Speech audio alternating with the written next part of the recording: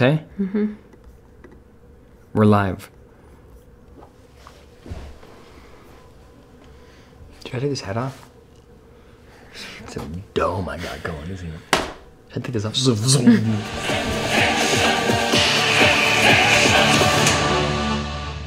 I'm not sure what I think about this. Well, you know what? I think our audience was split. I got a lot of people telling me that I have sold out because I'm interested in the Mormon TikTok wives. I think we sold out with Sister Wives. Okay, yeah. Since we're sellouts. We own it. Like feeling the same things. I grew up in a glass box thinking that everybody lives this way. I feel like they're all wearing the blue coats because they're trying to be like the Sister Wives. Like the real Sister Wives that wear the same colors. And they usually wear like pastels. I'll Google it, but I bet you this is some kind of Mormon thing. No, I feel like they're misrepresenting because not all Mormons are polygamous, but polygamists like wear the pastels and match each other. Yeah. So I feel like everyone should be offended. Okay. You're just calling out the offense. Just I don't know what exactly, but it's all offensive. Platform that the generation didn't have before us. They're just powerful women trying to change the stigma of gender roles in the Mormon culture. MomTok. I have an opinion about MomTok, but do you want to share yours? Do you have an opinion before I? They all look like they're having so much fun dancing. Yes, that's one. I feel like we'd have a stronger marriage if we TikTok dancing. We should do that. If you want to lead that, if you want to lead that charge, I'm in. They look like they're having so much fun. Okay, so I think MomTok is really good. My global position would be that what I understand about MomTok is that you do have these. You now have an avenue for moms to communicate and an avenue for moms to be fun and an avenue for moms to be really transparent about what it's like to be a parent. And I think that there is half of MomTok where the moms are being very honest about what it's like to be a mom. And you do have the other half, which I think would be the dark side of MomTok, which is not the moms acting slutty, but it's the moms that are talking about how, every day they take 45 minutes to make their kids, a perfectly curated lunch, or moms that act like they clean the house day and night. I think that's dangerous because it's like this idealized fake vision of what it's like to be a mom. But the idea of moms being online and just being real transparent, I think is healthy. I agree. What say you? But I do think that some people find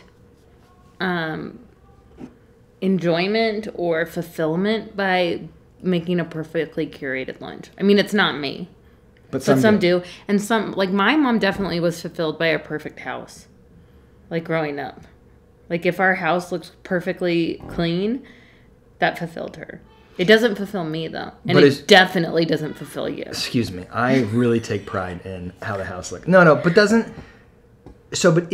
is a perfect house and a perfectly curated lunchbox equivalent to the mom that posts a picture of herself in a bikini and has a filter on, or AI that removes every blemish? Like, isn't it as damaging? Yeah. I feel like Jacob never initiates sex. You talked to him about it? Not really in depth, but I feel like maybe I should. But what do I do? I'm like, should I put on lingerie and walk around the house? I have to say, it's really shitty advice or really shitty thought to think, I don't want to communicate with my husband, but instead I'm just going to dress more and more in a scantily clad way, hoping that he's going to be into me. Mm-hmm. If she's this distressed, she should go communicate. I think my question is, do you want to do this? We post a TikTok together, and things come out on Reddit, and girls are on my TikTok saying, oh, he was just with my roommate last week, or... No. You kind of like the drama in the relationship, huh? No, I don't like the drama. A little bit. She for sure likes the drama in the relationship. For sure. And he's like, okay, good to know. I think I was a bit worried about you moving into relationships so soon, only because you're gorgeous, you're TikTok famous, you're hot, you can get anyone you want. So what do you think about Taylor Frankie Paul's dynamic with her new beau? I mean, it seems about right for someone in their 20s. I guess that's a fair interpretation. I think that she's incredibly... She feels so sort of self-interested that it's like very clear to me that she's in no way, shape, or form interested in actually having a relationship. And I think if she was, she would choose anybody other than some guy that she met off of Instagram. And I think it's crazy that her friend's comment is, I can't believe that you would get in a relationship because you're TikTok famous. And it's a little bit like the motivation for both of them is attention, money, sex. The intention, the goal for either one of them is not love, a healthy relationship, a healthy family. Like they are miles from being in the right mental place to actually engage in a healthy relationship. Do you still like watching the kids?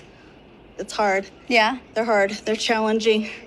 I think they should be with you more. I have them 50% of the time, like divorced parents do. No, I think the mom was saying, I shouldn't have to watch your kids as much as I am. Mm-hmm. That's what I felt. And she's like, no, but I only have them half the time. Yeah. When you do have them, maybe you should watch them. The soft swinging, what does that mean? Do you guys know, like, what they all did? I think it's just everything but sex is what I understand. Like, oral, too?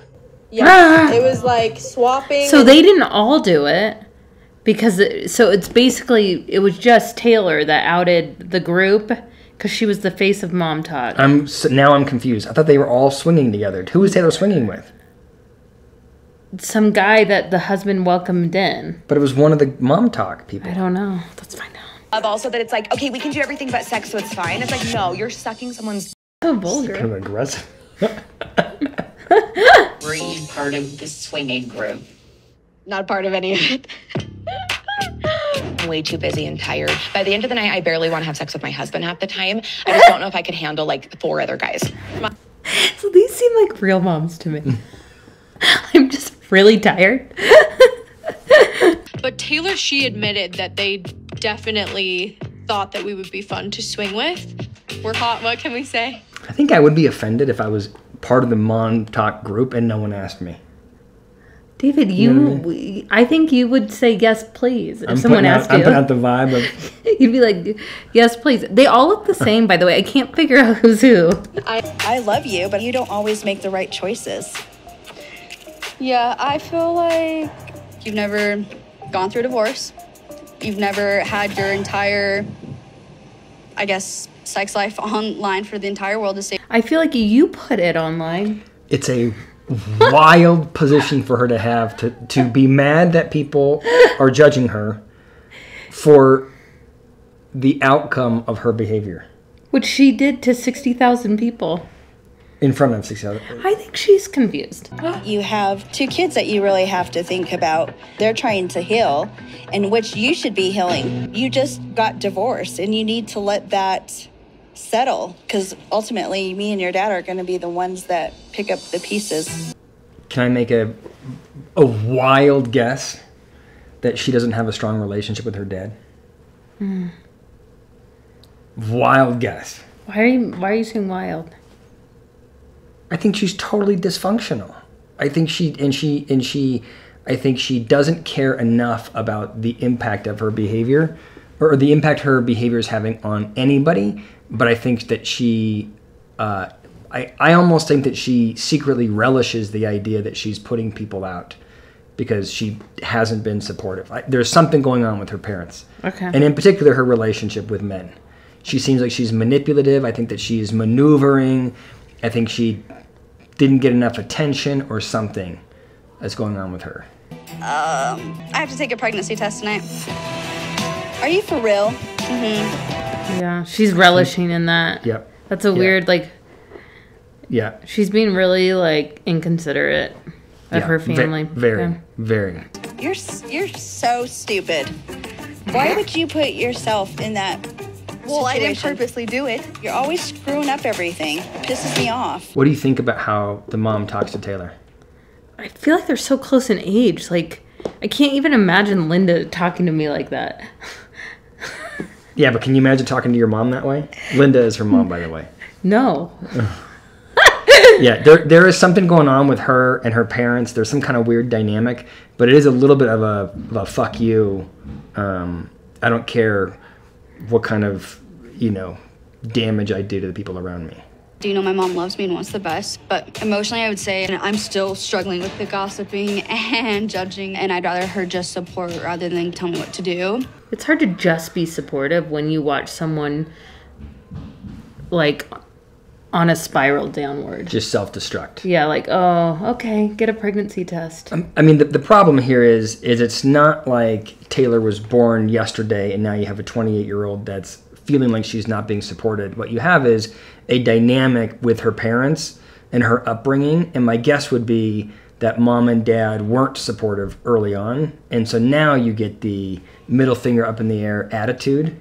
Mm-hmm. You know what I'm saying? And so you look at it now, and if I look at this interaction, it's easy for me to say, I get why the mom is upset, and I bet you if I tracked Taylor's life, I might be on Taylor's side. Mm-hmm. I didn't like that. Ooh, I hate it so much. Ew. Is that supposed to taste good? Let's just air out all of our grievances. I don't believe that's the first time that it's ever touched her lips, first of all. Second of all, I'm getting a weird vibe from Dad. It's a weird move to be Mormon, no alcohol, super straight-laced, and then pull out the dark mustache and the bleach blonde hair. So he's putting on... I'm having a hard time tracking. How old were you when you met Chase? 16. And then I got pregnant before marriage. Chase was 21 then. He was 21, sleeping with a 16-year-old? It's illegal. Yeah, that's a problem. That's statutory rape. That's a real problem, in my opinion. But okay. I just feel like there's a line, especially like when we're friends. Like I feel like we grew a relationship. Yeah, we did. But then you made that video, and I didn't think about it, so I'm sorry that I didn't, I guess. It's a pattern for her. I didn't think about anybody else in this situation. Yeah, there's some... It's a kind of her pattern. I can't tell if this is a personality issue on her part or if she gets manic and doesn't think... I don't know I don't know enough about her, but her level of insight is... Low. Low's... Yes.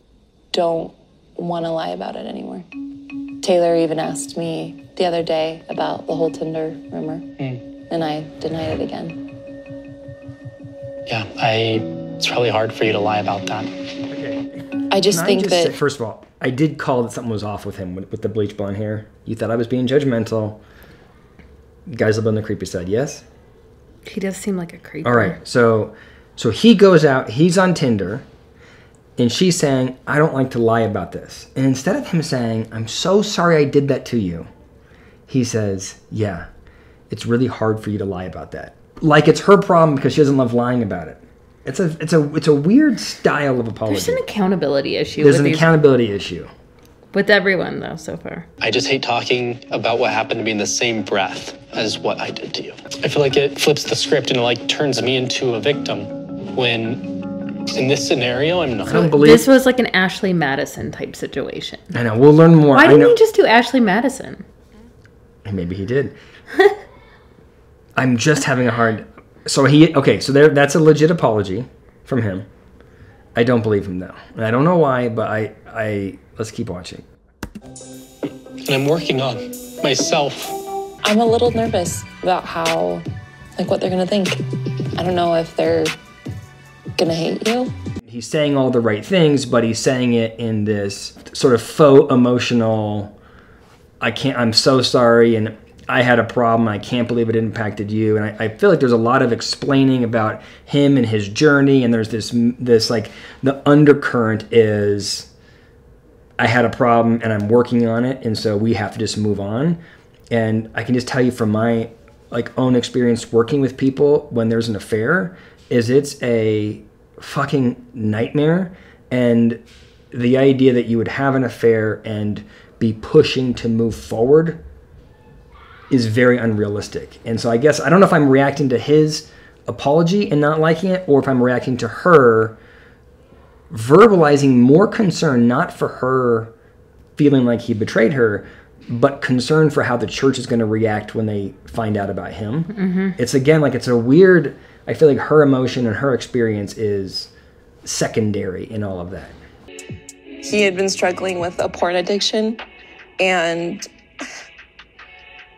I didn't want to say anything. I didn't want to come out because I just feel like there's a whole story. You know, there's a reason why people do certain things. This is in a nutshell why I reacted negatively to his like crying apology thing, is because first of all, a porn addiction is very different than going out and going on a Tinder and sleeping around. That's the first thing. And I don't know whether or not he slept around. Could be a sex addiction? Yeah, sex addiction is different. A sex addiction is different, but it's still you're still accountable for your behavior. And I don't love the fact that when he was crying and apologizing to her, and now when she's talking about it with her friends, instead of her saying, "I'm so hurt, how could he do this to me? I'm so mad at him because he put his needs," I don't care what the reason was, he put his needs ahead of me, my safety, my reputation, right? Instead of her saying that, she's saying, well, there's a reason why people do what they do. He was going through something. Mm-hmm. He has convinced her that this is a consequence of him going through something, which, by the way, miraculously, he's now beyond. He's working through it. He's going to therapy or whatever. But it's like, I want her to be able to say, fuck you for doing that. I'm hurt and I'm angry, and I may or may not stay with you, but I'm fucking outraged. Do you know what I'm saying? Versus having her sit here and try and protect him. But I feel like that's our society. I agree with you. But there's just like a global lack of accountability for things like that. It's always because of a past trauma that you are drug addicted or that you hurt other people in this way. It's like no one ever is like, oh, like I just only cared about myself in the moment. Right. You're never going to hear that. And I agree. Yeah, I agree. There are reasons why people do what they do. But at the end of the day, you do whatever you do, all of your behaviors. Why do people have affairs? Because they want to. He was on Tinder because he wanted to. Can I ask, did it go further than Tinder? No, he never met up with anybody. How long had it been going on? Like our whole marriage. The whole marriage, the guy's on Tinder, and she believes that he never met up with anybody. Feels like a wasted account. Feels like I can't believe I'm with you. It's so crazy. Sliding in my DMs. Okay, all right, okay. You ever thought? It's a generational gap. You want to marry me? I want to marry you. Wait, really? I'm freaking obsessed with you. Run for both of them. Run for the hills. Well, no, I feel like she's loving that. Oh yeah. Again, it's just the lack of stability is crazy to me, and she is desperate for attention. He's desperate for anything that makes him feel something. He loves the fact that he's obsessed with her. You know what you shouldn't do is marry someone that you're obsessed with while you're obsessed with them. This is a recipe for a bad relationship. I can't be with you if you want to like party. Unfortunately for me, it's life or death. It makes me sad to be like, oh, I can never drink again. Like that sucks. This is a red flag for you, Dakota. She doesn't care about your recovery. Like it's life or death for you. So I mean, just red flag it. He should be anywhere other than in a relationship with her. Mm-hmm. And did you see the look on her face when he said, "I'm obsessed with you"? She was like, "Of course you are." Yeah, you are. I'm sure that they feel like they are magnetized, and they should both go the other direction. Won't lie. No, I'm drinking. Like tonight, I'm getting effed up. She doesn't like him that much. She just wants the attention. She will destroy him, and this guy will destroy her also. Like he's not stable. He's just in it right now for the moment because it's a distraction. There is a woman screaming. There's like into the wooden thing. So I reacted. I threw the wooden thing at him, and when he came in, I threw everything else. At this time, you're going to be placed under arrest for DV, for domestic violence. Was Dakota sober? I don't know. I don't know what happened. I feel like we can't make a judgment on it yet. This is a hell of a cliffhanger. But definitely those two are not good together. Let us know what you think. That's the end of episode 1 of The Secret Lives of Mormon Wives. Hit the like button if you want us to react to the rest of the season. Yeah? Yeah.